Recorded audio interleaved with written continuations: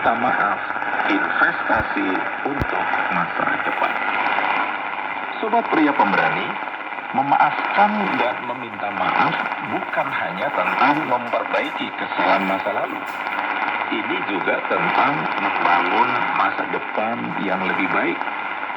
Ketika kita memaafkan dan meminta maaf, kita menciptakan lingkungan yang positif dan mendukung, baik untuk diri kita sendiri maupun orang lain. Secara keimanan, memaafkan juga wujud mempraktekkan sifat-sifat Tuhan yang sudah begitu banyak mengampuni kesalahan dan dosa kita, bukan?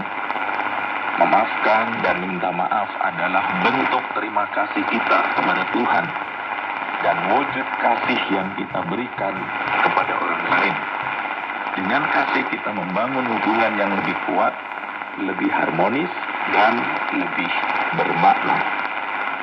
Bayangkan sebuah taman yang indah. Memaafkan dan meminta maaf adalah seperti menyiram tanaman di taman itu. Dengan perawatan yang tepat, taman itu akan terus tumbuh dan berkembang. Begitu juga dengan hubungan kita. Dengan memaafkan dan meminta maaf, kita menumbuhkan hubungan yang sehat dan berkelanjutan. Sobat pemberani, memaafkan dan meminta maaf adalah pilihan. Kita bisa memilih untuk menyimpan dendam dan kemarahan, atau kita bisa memilih untuk memaafkan dan melepaskan. Pilihan ada di tangan Anda. Namun ingatlah bahwa memaafkan dan meminta maaf adalah investasi untuk masa depan yang lebih baik. Jadi, pilihlah dengan bijak. Bagian 5, memaafkan dan meminta maaf dalam kehidupan sehari-hari.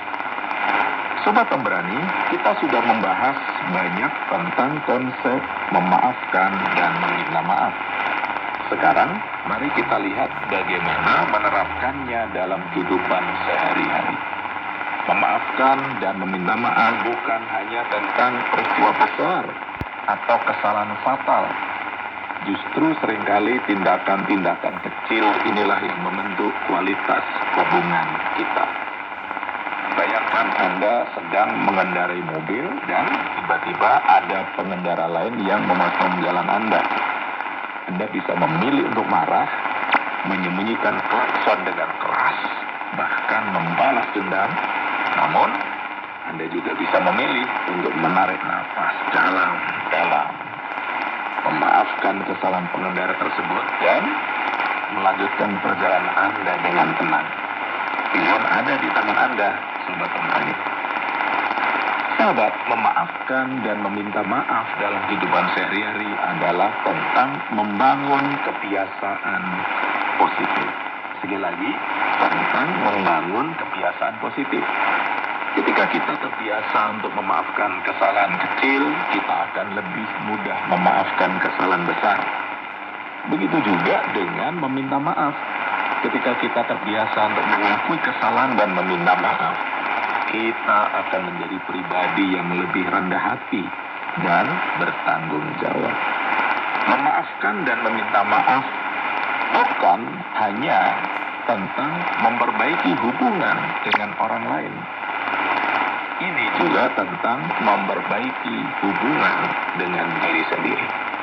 Ketika kita memaafkan, kita melepaskan beban emosional yang berat. Ketika kita meminta maaf, kita menunjukkan integritas dan kejujuran.